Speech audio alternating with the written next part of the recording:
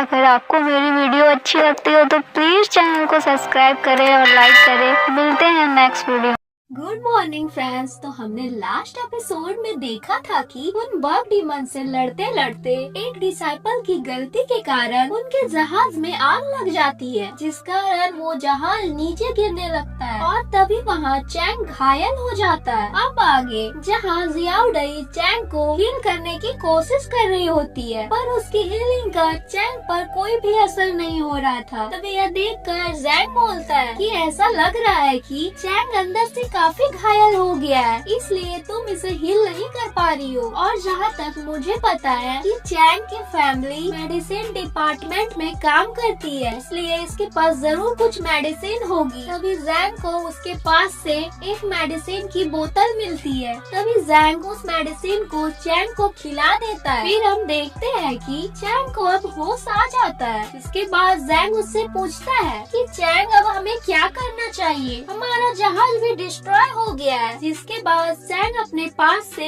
एक और मेडिसिन की बोतल को बाहर निकालता है और जैंग को देते हुए कहता है कि बाकी सारे घायल डिसाइपल को ये मेडिसिन बांट दो। तभी दूसरी तरफ भी जियाओ डई कुछ डिसाइपल को हील कर रही होती है। जिसके बाद चैंग वहाँ पर एक हेल्पिंग फायर को आसमान में छोड़ देता है और कहता है कि मैंने सिग्नल भेज दिया है, इसलिए हमारे लिए हेल्प जल्दी ही आ जाएगी। और वैसे भी हमें ड्रैगन कैसल आर्मी के आने तक हमें जिंदा रहना है। अब यह सुनकर वहाँ एक डिसाइपल बोलता है कि मुझे ड्रैगन कैसल आर्मी का रास्ता पता है। अब यह सुनकर वहाँ के कुछ और लोग भी उनके साथ जाने के लिए तैयार हो जाते हैं। जिस पर चैंग कहता है कि हम लोग ड्रैगन पिक के डिसाइपल्स हैं, इसलिए हम इन घायल लोगों को यहाँ छोड़कर नहीं जा सकते। अब यह सुनकर वो लोग बोलते हैं कि हम लोग वहाँ पहुँचकर उन लोगों से आपके लिए मदद भेज देंगे। फिर वो लोग वहाँ से चले जाते हैं, पर थोड़ी ही देर बाद वो डिसाइपल जंगल में खो जाते हैं, जिस कारण उन लोगों पर बहुत सारे बग डीमन अटैक कर देते हैं। तभी दूसरी तरफ जियाओ डई वहाँ बग डीमन को देखकर जल्दी से जैंग और चैंग को बताती है। अब यह सुनकर वो सभी घायल डिसाइपल्स को लेकर उस टूटे हुए जहाज में छिप जाते हैं। तभी वहाँ बहुत सारे बग डीमन आ जाते हैं और उस जगह को पूरी तरह से चेक करने लगते हैं। तभी इधर इन लोगों को लग रहा था कि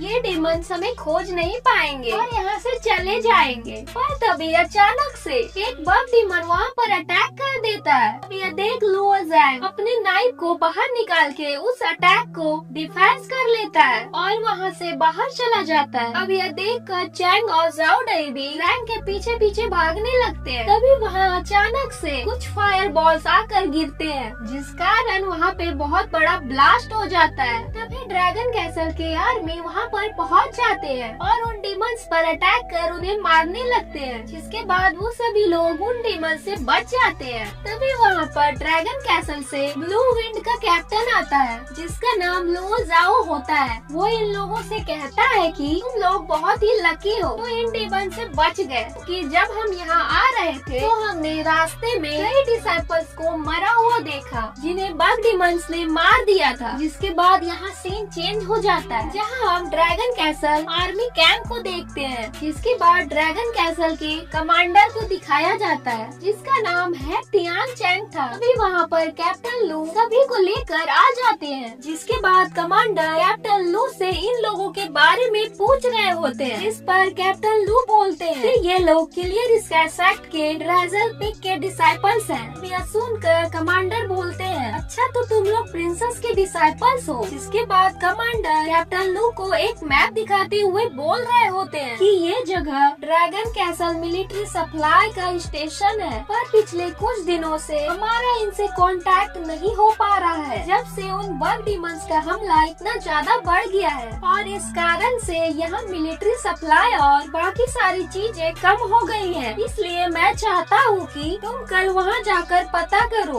आखिर वहाँ क्या हुआ है। इसके बाद कमांडर इन तीनों को भी बोलते हैं, क्या तुम इस मिशन पे कैप्टन लू की मदद करना चाहोगे? जिसके लिए वो तीनों लोग मान जाते हैं और फिर वो सभी लोग यहाँ से आराम करने के लिए चले जाते हैं। जिसके बाद यहाँ सीन चेंज हो जाता है, जहाँ हम कमांडर के ऑफिस में मास्टर सूगी के मैनेजर को देखते हैं, जो कमांडर से कह रहा होता है कि आखिर तुम लुओ जैंग को इतनी आसानी से कैसे छोड़ सकते हो। जिसके बाद कमांडर बोलता है आपको चिंता करने की कोई भी जरूरत नहीं है, क्योंकि मैंने पहले ही सारी प्लानिंग कर ली है कि उसे कैसे मारना है। यह सुनकर वो मैनेजर बोलता है कि सूगी मास्टर ने कहा है कि अगर तुमने उसे मार दिया तो हम लोग तुम्हें कैपिटल सिटी में ट्रांसफर कर देंगे। अब यह सुन वो कमांडर काफी खुश हो जाता है। अब हमें अगले दिन का सीन दिखाया जाता है जहाँ कैप्टन लू सभी को लेकर सप्लाई स्टेशन पर आ जाते हैं। पर तभी जाओ डई बोलती है मुझे इस जगह को देखकर बिल्कुल नहीं लग रहा है कि ये कोई सप्लाई स्टेशन है। अब यह सुनकर कैप्टन लू बोलते हैं कि कमांडर ने तो यही जगह बताई थी। तभी जैंग एक बग डिमन के अंडे को देखकर कह रहा होता है कि आखिर ये किस तरह का पत्थर है और उसे नाइफ से काट कर देख रहा होता है। तभी उसे पता चलता है कि ये पत्थर नहीं बल्कि बग डिमन का अंडा है।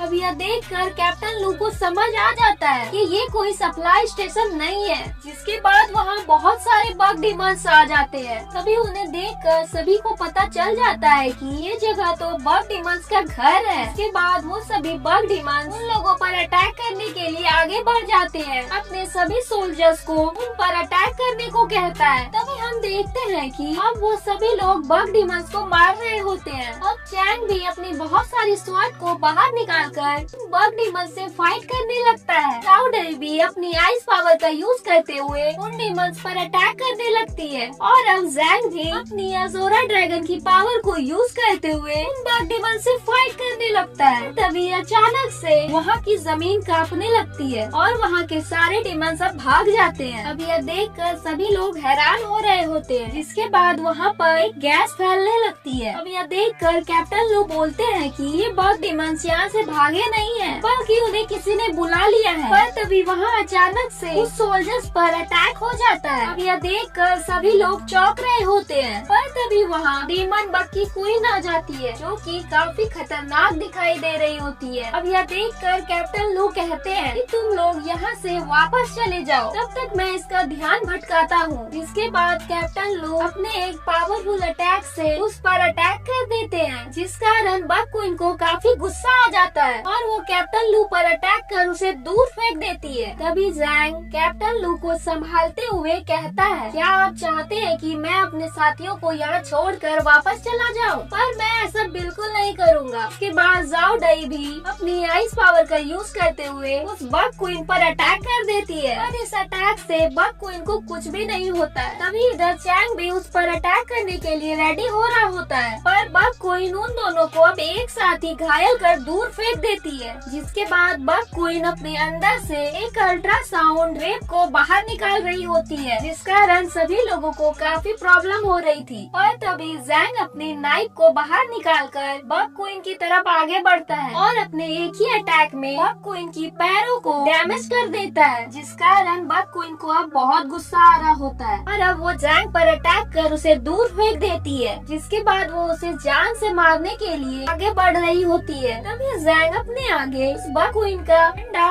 ला लेता है, जिस कारण इसे देखकर बग क्वीन वहीं पर रुक जाती है। और अब जैंग को समझ आ जाता है कि यह बग क्वीन अपने अंडे को बचाना चाहती है। इसके बाद जैंग उससे कहता है कि अगर तुमने मुझ पर अटैक करने की कोशिश की तो मैं इस अंडे को तोड़ दूंगा। अब यह सुनकर बग क्वीन को बहुत गुस्सा आ रहा होता है। तभी जैंग सभी लोगों को कहता है तुम लोग जल्दी से यहाँ से जाओ, मैं इसका ध्यान अपनी ओर करने की कोशिश करता हूँ। इसके बाद जैंग उस अंडे को लेकर यहाँ से दूर भागने लगा है। यह देखकर बग क्वीन भी उसके पीछे जाने लगती है। यहाँ जाते जाते वो जैंग पर अटैक भी कर रही होती है, जिससे जैंग बचते बचाते वहाँ से भाग रहा होता है और सोचता है कि मुझे कुछ भी करके बग डिमन को यहाँ से बहुत दूर लेकर जाना होगा। तभी भागते भागते जैंग के सामने एक खाई आ जाती है, यहाँ से होकर जैंग अब भाग रहा होता है और तभी बग क्वीन उस पर अटैक कर उसे दूर फेंक देती है, जिस कारण उसके हाथ से वो अंडा छूट जाता है। अब यह देखकर बग क्वीन को और भी गुस्सा आ जाता है, जिस कारण वो जैंग पर अटैक करने लगती है। और तभी जैंग भी अपनी नाइफ को बाहर निकालकर बग क्वीन पर ढेर सारे अटैक कर देता है, लेकिन हम देखते हैं कि अटैक से बग क्वीन को कुछ भी नहीं होता है। जिसके बाद जैंग फिर से बग क्वीन से बचते बचाते यहाँ से भाग रहा होता है। फिर उसे आगे जगह दिखाई देती है, यहाँ वो भागते भागते पहुँच जाता है और सोच रहा होता है कि आखिर इस जगह पर गर्मी क्यों है। जिसके बाद वो वहाँ और भी अंदर चला जाता है। तभी वो देखता है कि